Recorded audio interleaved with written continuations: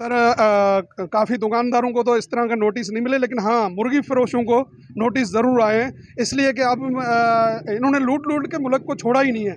जो नया रास्ता इनको नज़र आता है वही आप बताएं कि एक मुर्गी फार्म वाला मुर्गी खरीद के बेचा जाता है, उसमें ना तो कोई जुर्म कर रहा है, या हाँ जुर्म ये करे कि असला बेच रहा हो, चरस बेच रहा हो, वो तो खुलेआम चल रहे हैं। पानी के टैंकर अगर हमारे लैंड में पानी तो आता ही नहीं है, 6-6 महीने पानी नहीं, तो मैं अभी कॉल करूँ 8,000 रुपये टैंकर फ़ौरन पर।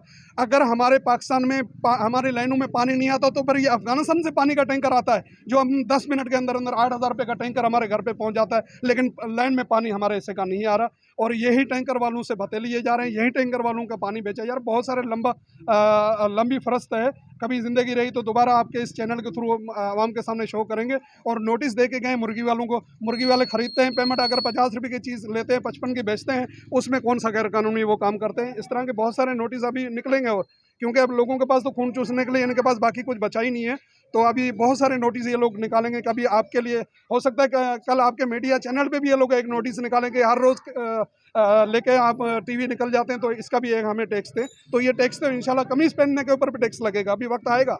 तो सियासतदान ऐसे है ना, क्योंकि पहले के जो अनपढ़ जाहिल जो सियासतदान थे, वो पाकिस्तान को सही सूरत सही समत लेके जा रहे थे। आजकल ये पढ़े लिखे 1,000 रुपये दे के डिग्री पास करके जो वज़ीर आज़म या वज़ीर आला या इस तरह के बड़े बड़े लोग बन रहे हैं, तो ये मुल्क ऐसे ही चलाएंगे और ऐसा चलता ही रहेगा।